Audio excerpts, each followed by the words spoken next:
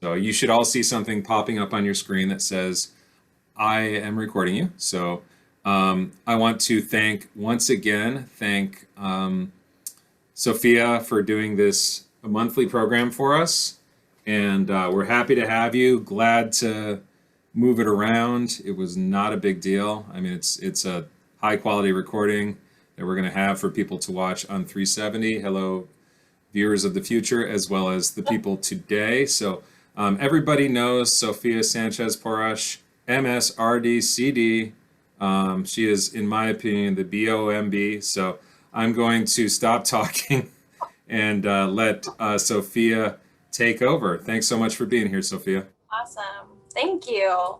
Thank you all for being here as well. I appreciate your flexibility with the rescheduling, and it's nice to see you. So this is going to be a presentation on soy. As you can see, you've seen the posters all around. It is a hefty topic, but I thought it would be interesting to look into the research. It's pretty controversial, so it's important to be current and to be up to date because things are always changing. Because nutrition is a field of science, we are based heavily on the research, and that is going to continue to change. And so it's easy for us to get stuck on one thing, but it's important for us to be adaptable and to move with research as it progresses. So the point that I'm trying to get at today is that I'll touch on some of the more current findings and address some of the bigger controversies that are related to soy, both the good and the bad, and give a little bit of overview and hopefully kind of cover the basics as far as understanding the controversy about soy, why it is such a quote unquote hot topic, and why it has been for a long time. I won't go into too much detail because I think this presentation would be a lot longer if I did, but I will try and be detailed while also being succinct and direct. I do have my notes in front of me too. I always do my own research for these presentations. And I'll be referencing those and then have those available for you for further research. And you can also ask questions at the end, of course. So let's get started. We'll talk soy. So the basics about soy. Soy food. So when we talk about soy, we say soy. We know we're referring to soy foods, but that is a whole array of foods and food products and milks and plant-based proteins or substitutes. They all, not all, but they often stem from soy. It is a common plant-based protein and food substitute. When we talk about soy foods, we are talking about the origin of soybeans. So the soybean is a member of the legume family, and it is defined by such because it grows in pods containing seeds, and that's how legumes are characterized. Soybeans are considered an excellent source of high quality protein.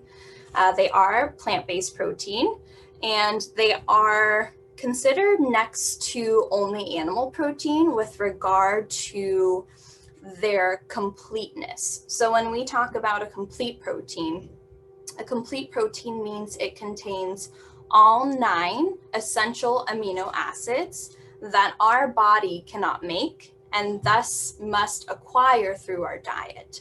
So there are 20 amino acids that we require to make all of the various proteins in our body. 9 of those have to come from the diet. So if we have foods, protein foods that contain all of those 9 in one, we consider that a complete protein. Animal proteins are complete proteins. And when we look at plant proteins, we often have to combine foods. So if you have heard of the classic rice and beans combination to make a complete protein, that's because each of those foods contribute certain amino acids, and consuming them together, you get all 9. Soy, on the other hand, contains all 9 just on its own. So that's why it's very prized as a plant-based protein source. One of the main differences between soy as a plant protein and an animal protein is that although you can get both complete protein sources from either one, if you're to compare soy to animal protein, soy has much less and next to none levels of saturated fat and dietary cholesterol, whereas animal proteins have high amounts of those both. If we look at the nutrition profile of soy, some of the big factors that we like to see are its contribution of B vitamins, fiber. So we've talked about fiber before as coming from most fruits and vegetables and grains. Similarly, soy has a good amount of fiber in it. It also has other micronutrients. Some of those namely include potassium and magnesium. And again, it's a high quality protein.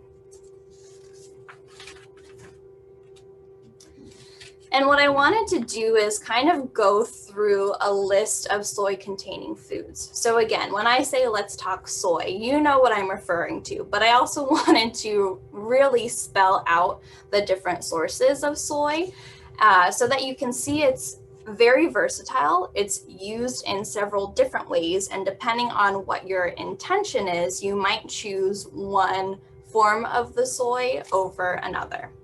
So edamame, you will think of those little green pods. They are soybeans harvested when the soybean is young and immature. So it's still green. It's more tender and sweet at that point.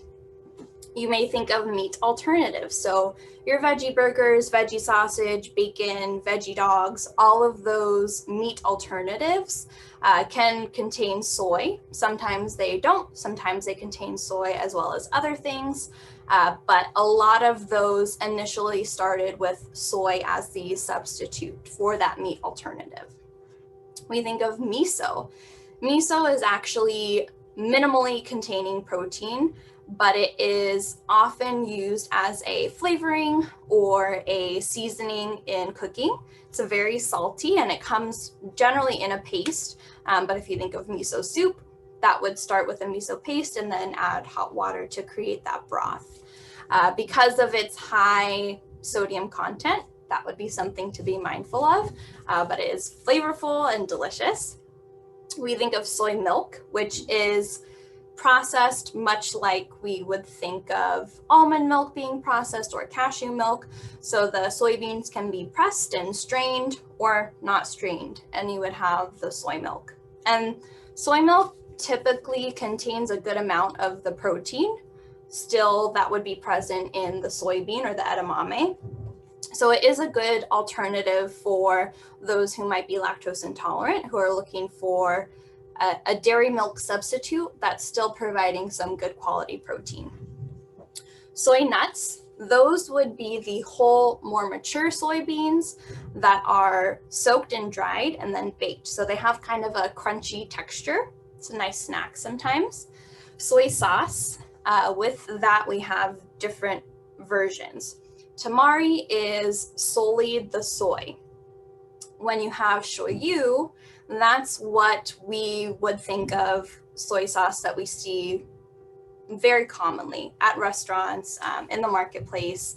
It's the soy with wheat in addition to it. So for people who have celiac disease or are gluten-free, they would not consume the shoyu soy sauce, but they could consume tamari because the shoyu contains the wheat, tamari does not.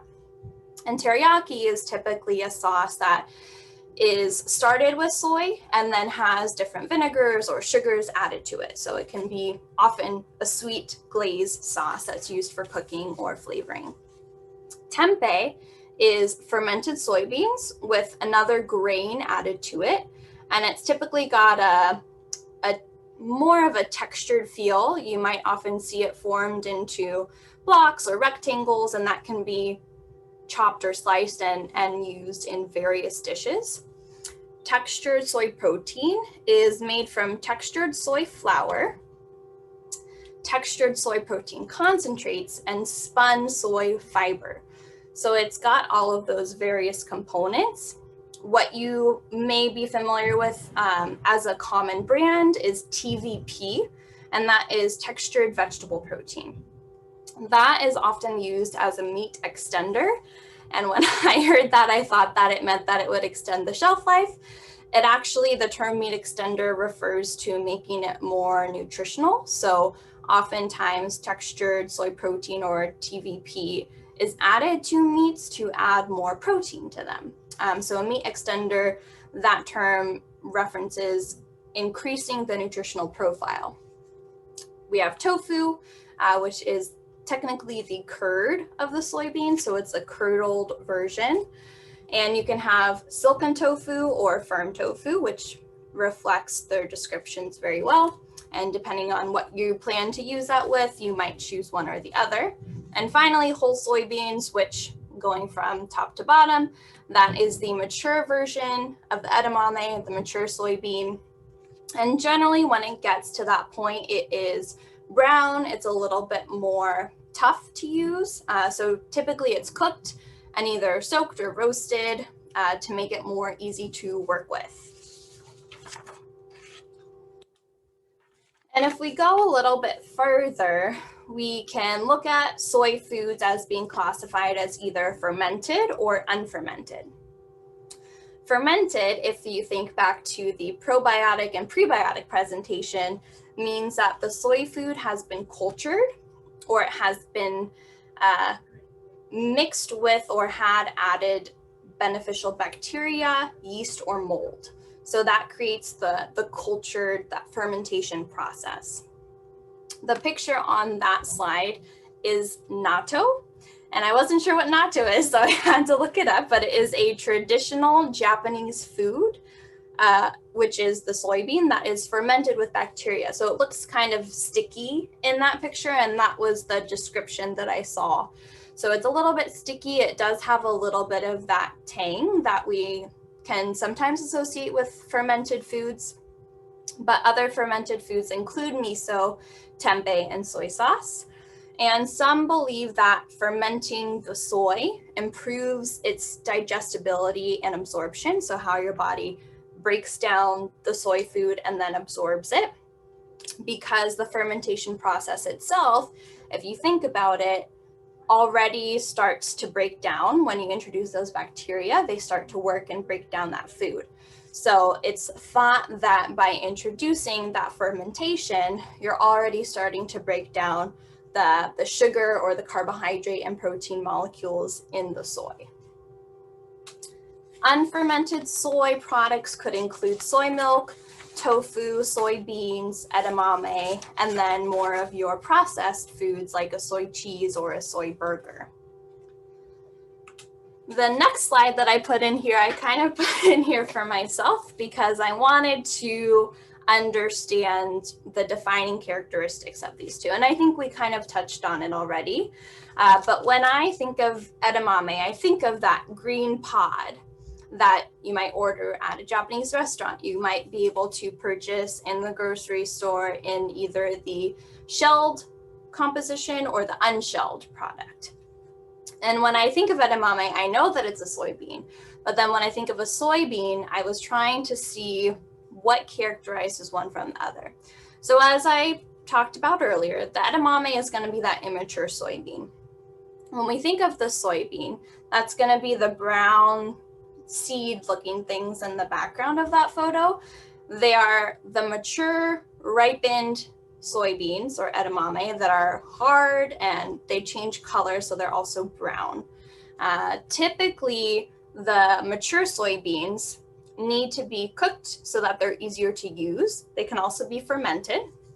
And oftentimes, if the soybeans aren't used for the snack necessarily, they can be used for oil, so pressed to make soybean oil, or transformed into soy products. Oftentimes, you might see soybean oil as an ingredient in salad dressings. So that's often an added oil for salad dressings because it's easy to obtain and it's easy to use as kind of that emulsifying oil in those salad dressings.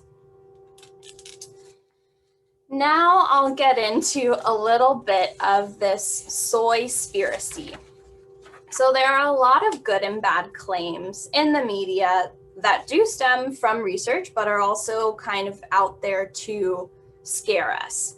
I think a lot of things in nutrition and in medicine are that way as well, because we hear all these information, all these different information sources, and we want to find what's going to be best for us. We want to avoid the things that are said to be bad or harmful. But where we get that information from, those sources, that's really what we need to consider when we're trying to characterize something as good or bad, if we can even get to that point. So some of the good claims about soy state that it can tame hot flashes, and oftentimes that stems from the peri or post-menopausal stage for women.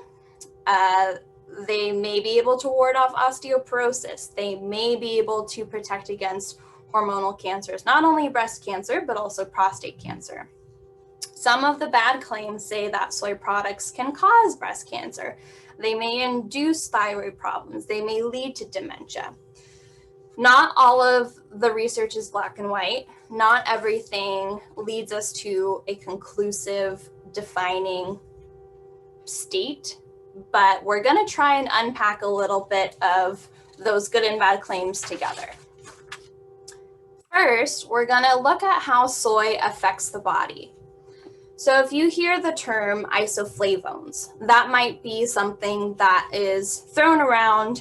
You've heard of it. You may be able to relate it to soy. You may have just heard it in passing and have no idea what it is. I did a little refresher, and isoflavones are considered a class of phytoestrogens. And phytoestrogens are plant-derived, so they come from the plant, compounds, which could be any kind of structure or molecule, that have estrogenic activity. So they may act like an estrogen molecule. They may mimic an estrogen molecule. That's kind of what defines those phytoestrogens. They come from a plant, they may act like an estrogen. So in the body, those isoflavones can bind to estrogen receptors.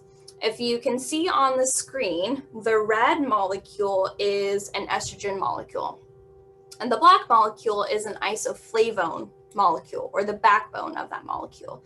And you can see similarities in that structure, and that can be a reason why the isoflavones might mimic the estrogen and are able to bind to the estrogen receptors. You think of, the pieces of a puzzle. So they look very similar in their outline, in their puzzle piece. So one can fit in to the other's spot. And typically what we're looking at is how the isoflavones fit into the estrogen receptor spot. Now, when we talk about how isoflavones may bind to estrogen receptors, what that can result in is possibly a weak estrogenic effect.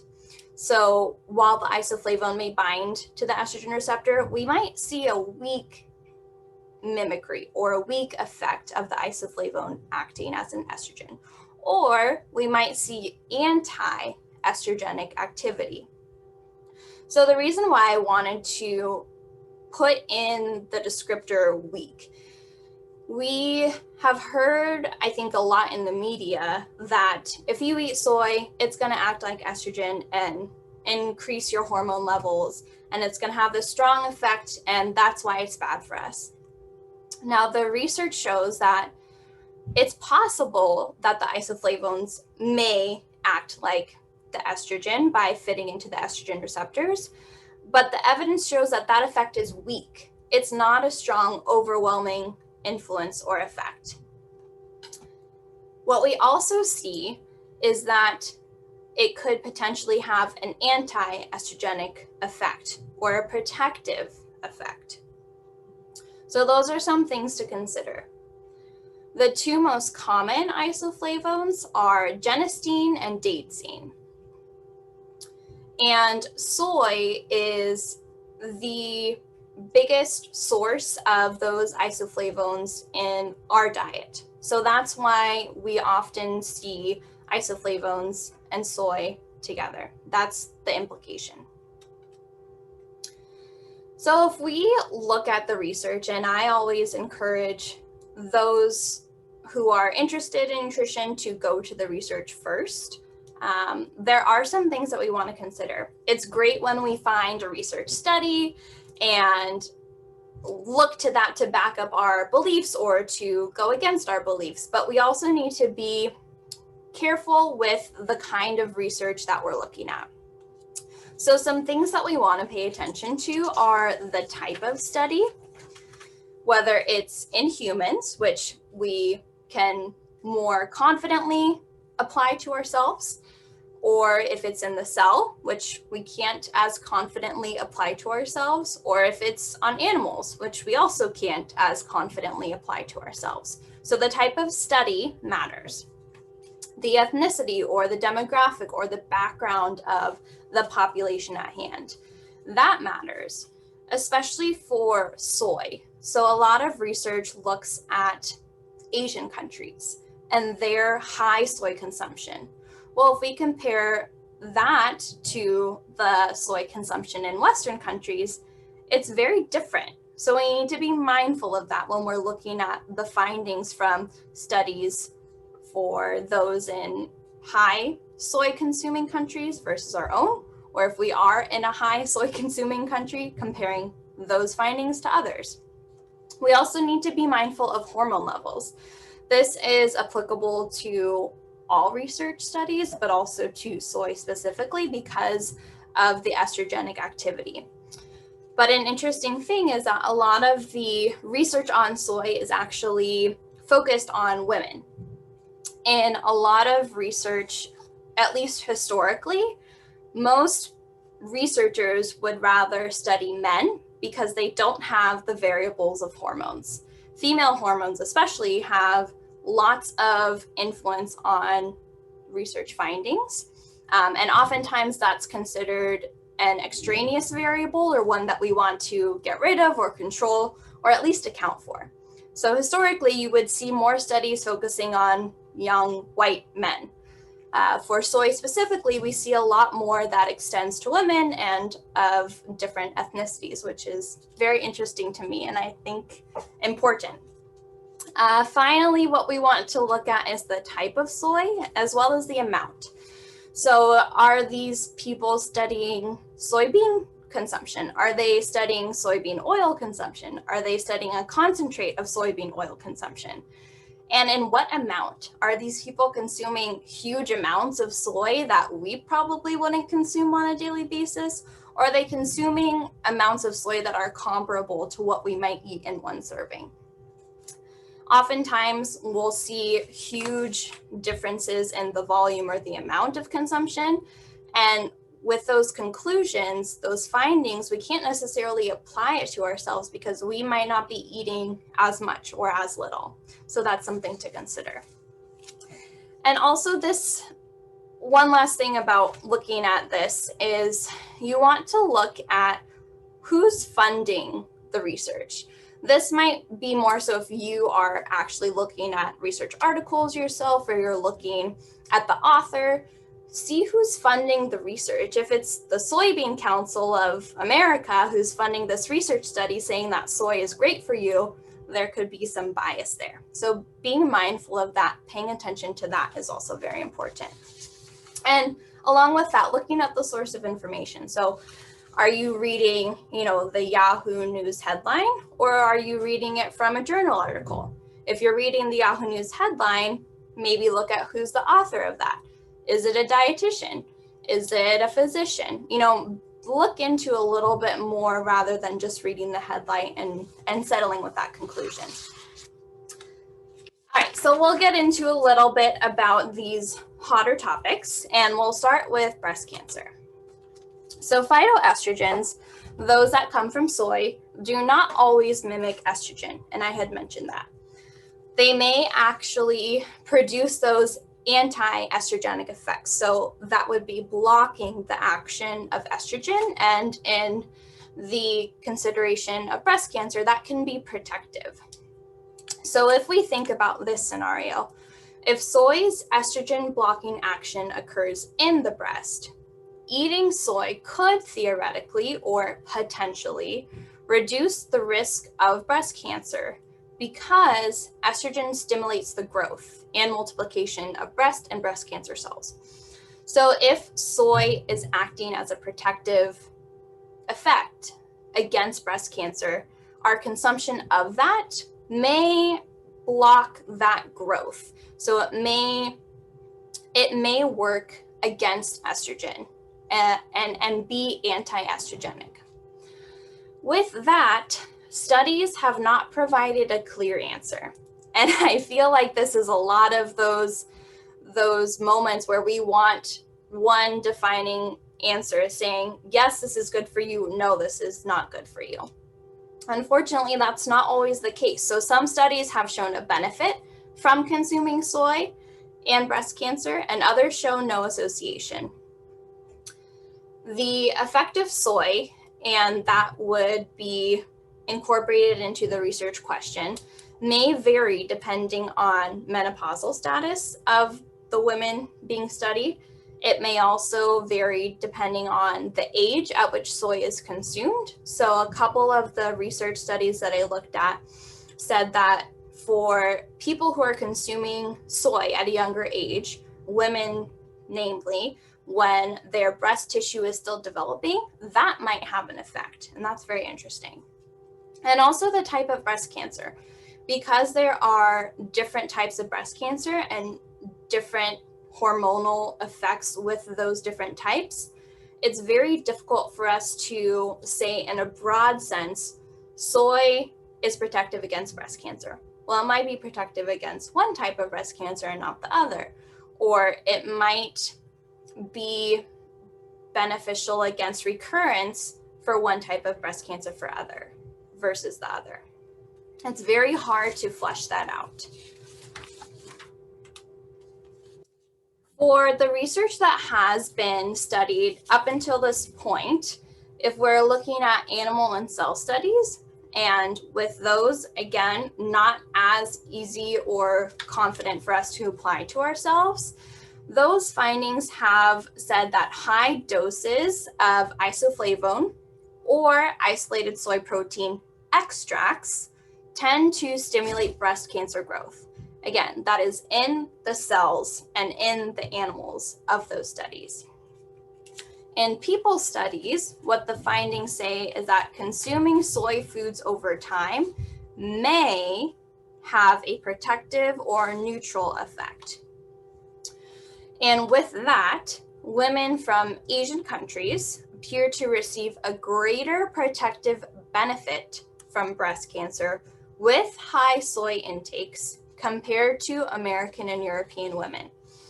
And that could be a difference in the amount of soy consumed. Because again, women from Asian countries typically consume more in their diet. Asian women may have higher levels of equal. And equal is a metabolite of the isoflavone daidzein. So intestinal bacteria break down or metabolize the soy once we consume it, specifically the isoflavone daidzein, and the result of that process is equal. Now, equal may block potentially negative effects of human estrogen. However, not all women possess the bacteria to create that metabolite. So here is just another nuance of something that we need to consider. Well, if we say, oh, soy is great and protective, but not everyone contains that ability to break it down, well, then it's not going to be protective for everyone. Eating soy foods starting at an early age, such as those found in traditional Asian diets, may be why women from some countries find greater benefit from soy food than others. So it could be their consumption over time. If they start to eat it when they're young, maybe it's that long-standing consumption that is showing those effects. So the overall evidence on equal and cancer risk is mixed in American, European, and Asian women. And keeping those divisions is important because that's another consideration. We can't apply those findings to us if we're not on the same level. So if there are differences in lifestyle, in ethnicity, in eating patterns, in puberty, all of those things play a role in the findings of that research. So not always can we apply those findings to us or vice versa. Some well-known breast cancer studies include the Shanghai Women's Health Study, and I won't go too in depth with these, but I did want to put them up here. If you're interested, you can look them up for further research, and they are very well known.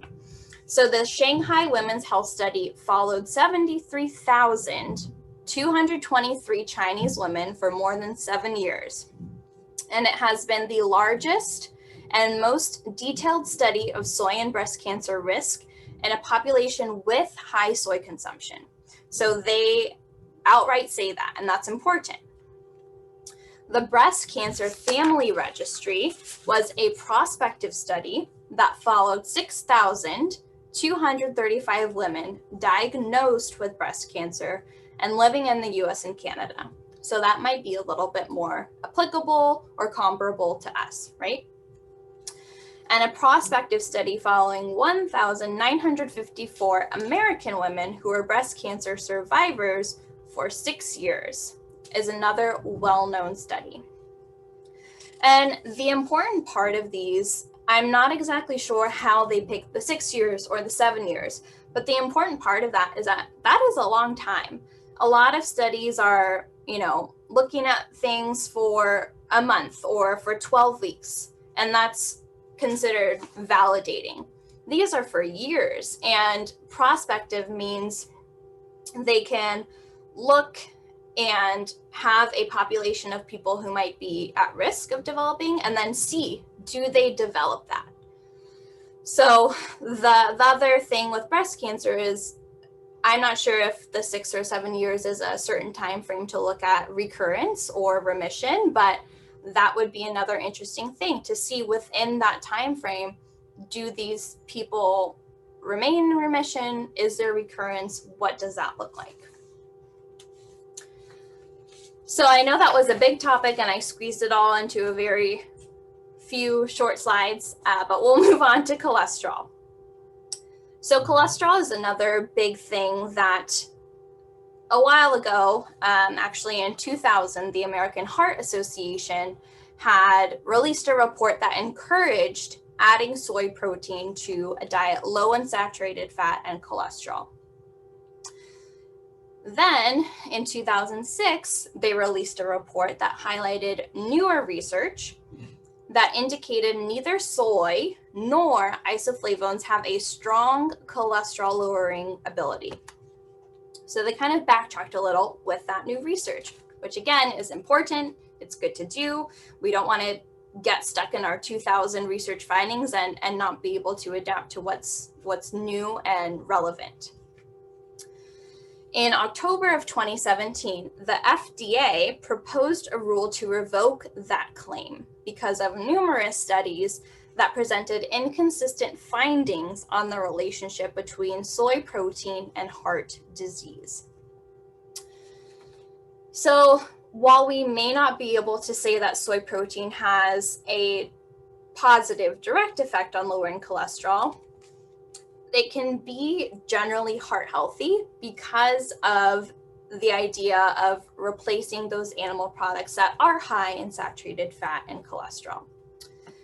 The other good benefit of soy is that it provides polyunsaturated fats, and those are some of the quote unquote healthy fats that we want to incorporate in our diet. And specifically, they contain omega-3 fatty acids, which are considered heart healthy and heart protective. They also contain the fiber, vitamins, and minerals that were mentioned earlier.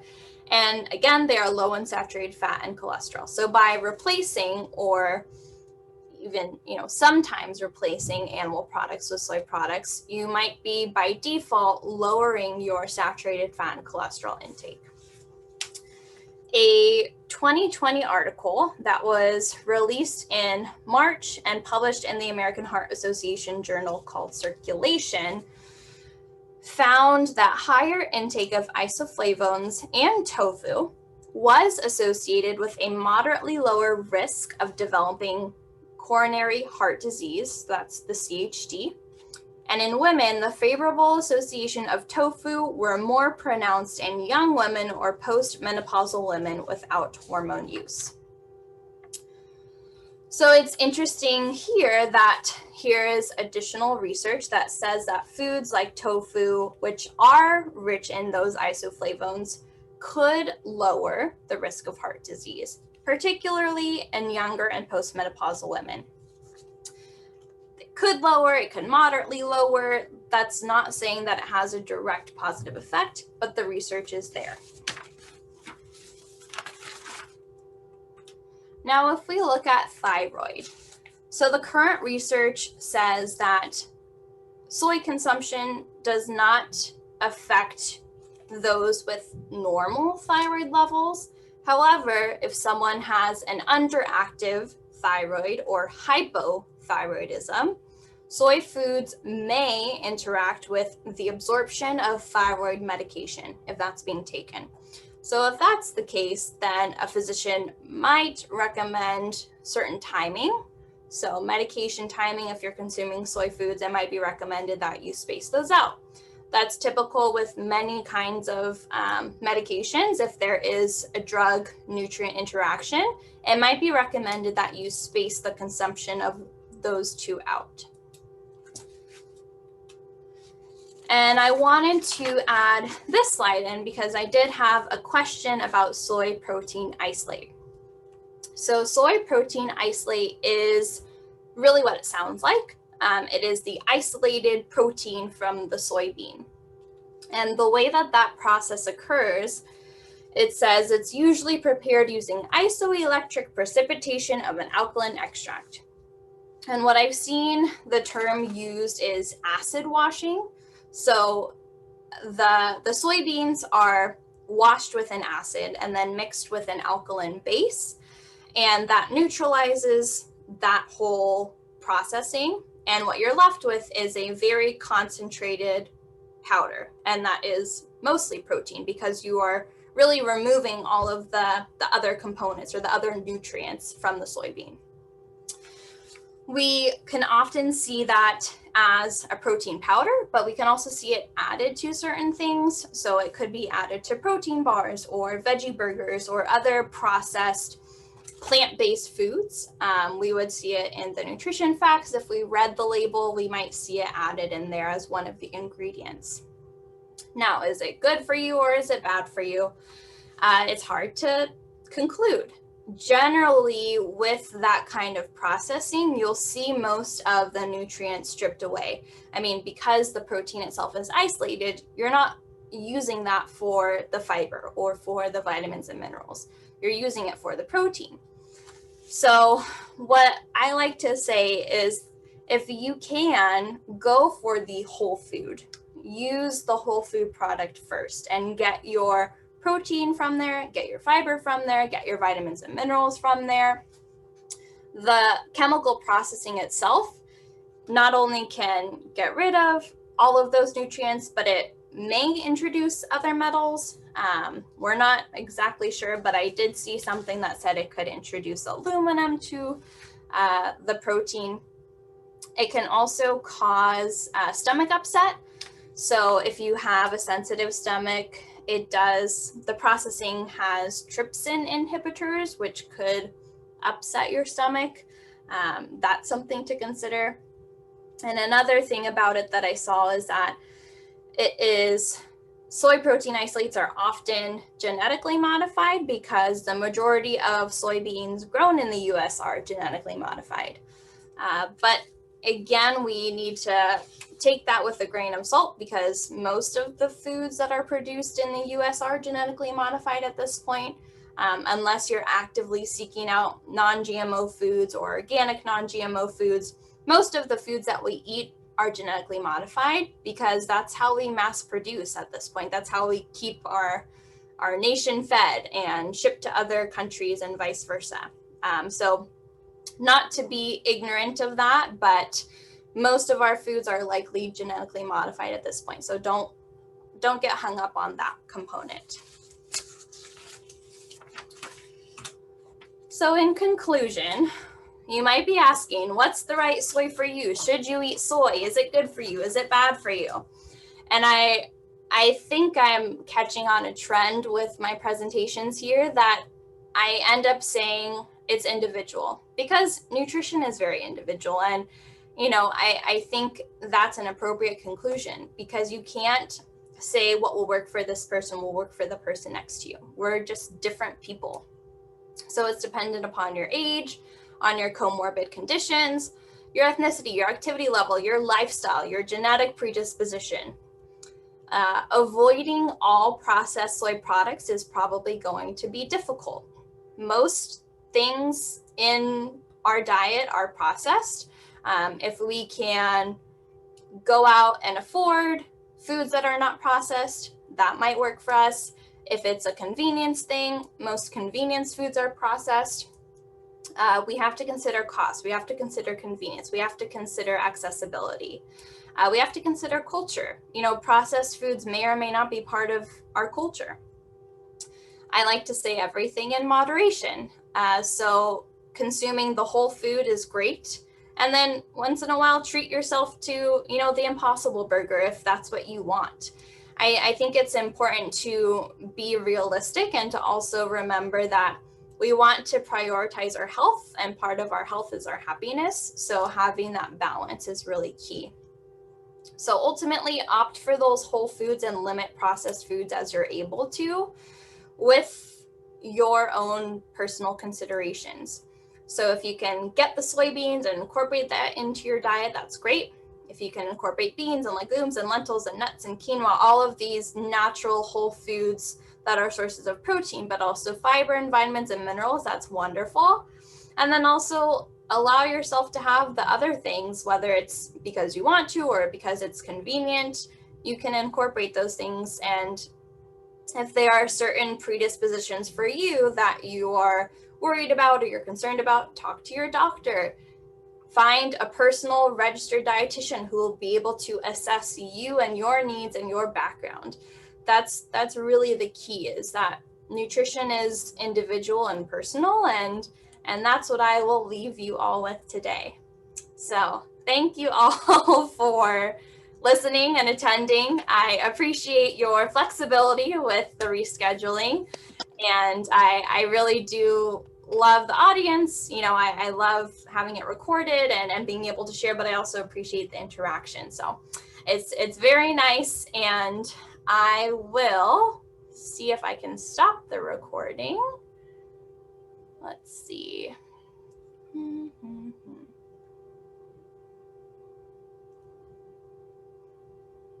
I'll stop the share first, and then I'll see if I can stop the recording.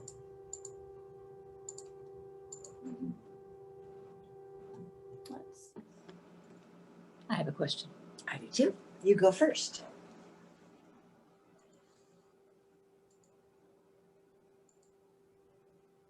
Oh, it still says recording. I wonder if that's, oh, it says meeting record. Okay. Does it still say that yours is recording? Can't tell. Yes, it does. It says recording. Okay, let's see. Oh, yes, it does say that. Yeah. Hi. Hello. I think, I wonder if because Alan had started it, that it's still recording on his end. And that might Well, be. I don't care. I'm not gonna. Can the discussion be recorded too? It can we be. If everyone is okay with that, I guess it's okay to Fine record. with me. Yeah, I'm okay. I'm okay with having all Okay. my secrets recorded. Me too. Clarities, are you okay with it being recorded? Oh, I we can't am. hear you, Carol. You're muted. You're still muted. Still muted, Carol. And I don't know who Kennel 02 is. That's Ian. Oh, I thought it was Carol. Oh. Carol Flattery's still muted. There, it's unmuted now. Oh Okay. yeah, we can hear you now. It's because I lost the picture. I couldn't Oh, get any unmute sign or anything. So, no, it's fine with us if you Okay. keep recording. Okay. All right. So we are still recording. For anyone tuning in, we did get permission, as you probably saw. So you will now have access to our discussion, which I think will be great. first, I just want to say I'm so impressed with I came in late, but such a wonderful, complete discussion and presentation. And I'm very impressed, Sophia. Cool. Well, anything that you missed, you may view in the recording. Okay, any questions? I have a question. Yes. I really like the Tempa bacon. And Okay. it's smoked. And Okay. I'm wondering if that's harmful, A, and I'm wondering, I didn't know it had a grain in it, so I'm wondering if it's gluten-free. I would say depending on the brand, you can There's look on. only seems to be one brand. Okay. If it comes in a box, you can look and see if it is labeled as gluten-free.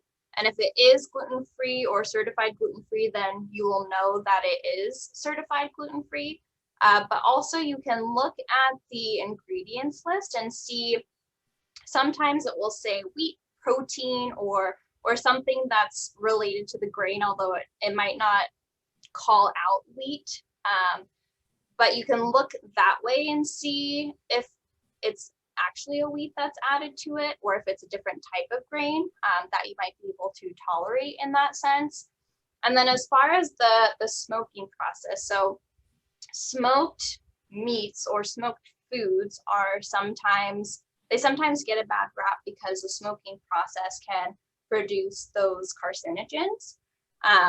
The smoked tempeh, it may or may not use that same thing. It could also use like liquid smoke, which would be an ingredient that would just be added and kind of give that flavoring.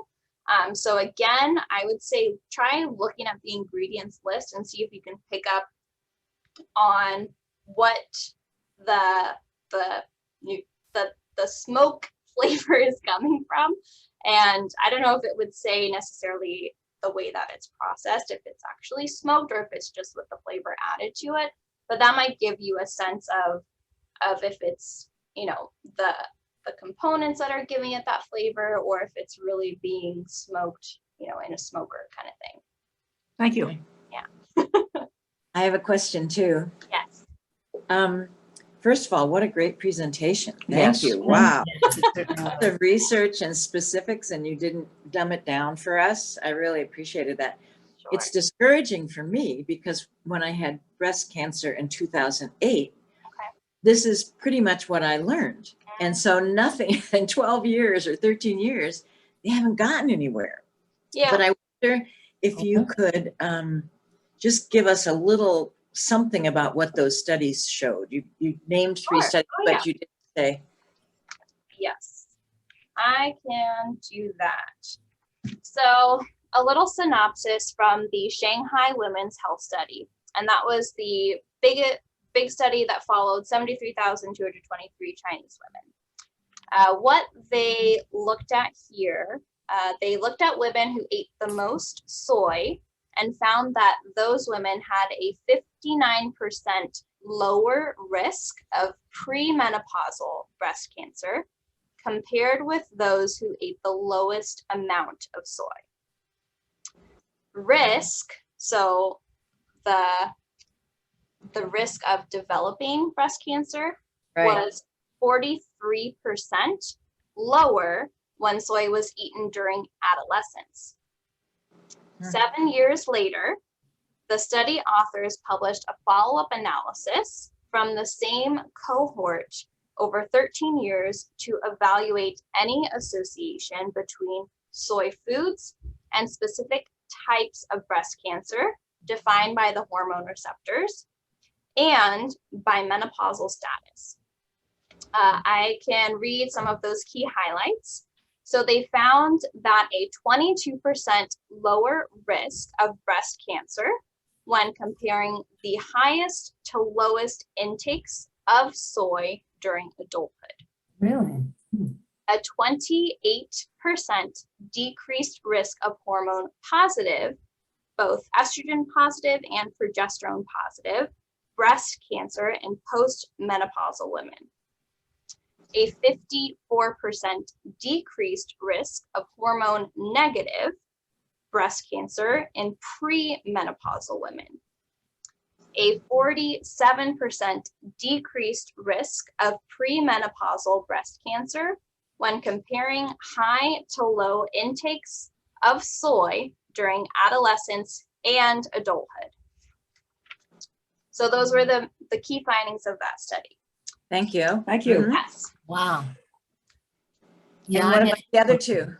I can go to the other two. The Breast Cancer Family Registry, and that was the prospective study that followed 6,235 women diagnosed with breast cancer living in the US and Canada. Mhm. Intake of soy isoflavones was examined in relation to deaths from all causes. Key highlights of this study include women who ate the highest amounts of soy isoflavones had a 21% lower risk of death compared with women with the lowest intakes. Huh. Oh, Women who had ER negative and PR negative tumors and who are not receiving tamoxifen appear to receive greatest benefit from the higher soy isoflavone intakes. However, isoflavone intake did not have a negative impact on women who were receiving tamoxifen or who had ER positive or PR positive tumors. Hmm. And of all ethnicities, Asian American women tended to have the highest isoflavone intakes at about 6 milligrams daily. However, this amount was still much lower than women living in Asian countries who eat closer to 46 milligrams daily. Wow. They really eat a lot of it, don't they? The authors noted that American women appeared to benefit from eating smaller amounts of soy. And then the third study that I mentioned was another prospective study, which followed 1,954 American women who were breast cancer survivors for 6 years. Key highlights of this study include, among postmenopausal women treated with tamoxifen, breast cancer recurrence was 60% lower when Lower. comparing the highest to the lowest date seen, a specific type of soy isoflavone. No benefit was observed in women who had never used tamoxifen. Recurrence was lower with increasing isoflavone intake among women with tumors that were ER positive or PR positive, but not ER negative or PR negative. The most frequent sources of soy foods were not whole or minimally processed soy foods, but rather soy sauce, breakfast or diet drinks, tofu, diet bars, and soy protein isolate powder. wow. The mean amount of isoflavones in the high category was about 19 milligrams of dateine and 27 milligrams of genistein daily, which they said is a modest amount compared with Asian populations. The authors concluded that soy isoflavones eaten at levels comparable to those in Asian populations may reduce the risk of cancer recurrence in women receiving tamoxifen therapy and does not appear to interfere with tamoxifen efficacy. However, the findings need to be confirmed because they were mainly in subgroups and could be due to chance. Thank you. Wow. That's great. Wow. Yeah. Great. And that summary was from an article that I got from the Harvard University webpage. Wow. So they Yeah. summarized all of that for me, for you. Could I respond or ask? Yes, please do. Okay. Yeah, this is all very interesting to me because I've had estrogen positive breast cancer twice, and I was on tamoxifen for the original one. But I'm also intolerant of dairy products. Mhm. So I and of course a lot of dairy-free products are based on soy. Right. But I thought I'd understood years ago, I don't remember how I learned this, I thought soy could contribute Mhm. to breast cancer, that it, Yeah. and maybe you already discussed this earlier, but it Yeah. looks like from the studies I've been hearing today that it's more likely to prevent breast cancer. So, and I've been trying to avoid soy-based dairy-free products. For example, I buy almond-based milk, almond-based yogurt, etc. And but I occasionally, because it's cheaper, when there's a sale, I will Yeah. suddenly get my little silk Nice. Yeah. peach dairy-free that has soy in it. Mhm. But it doesn't sound like I have to worry about that then. It sounds, if anything, it might be beneficial. And again, there's a lot of contradictory research. It does depend on your background, of course, and your history, of course, and your doctor. I've seen places where your physician, if you have a history of breast cancer, or if you have current breast cancer, your doctor might recommend that you do avoid it or limit it. So it's very variable. It can be protective, it can be neutral. It sounds like currently there's more research that's not saying it's bad for you. However, Right, that's the science is that those isoflavones can act as estrogen in the body. So they have that estrogenic effect. It can be a weak estrogenic effect, or it can be protective. So it kind of has to do with everything else that's going on in your body and your But hormone. certainly doesn't sound like a little bit of soy is going to hurt me any from what I'm hearing. Right. And that is what it sounds like. What'd you say, Ruth? Yeah, I Yeah. agree with you. I thought the same thing. No. That soy, because it had estrogen, Yeah, didn't you? whatever. Well, I did to too. stay away from it. I heard the same thing in 2002. Oh, you did too, Carol. I did too, Yeah. when I had breast cancer. All right. So have you avoided That's what I'm soy? avoiding it.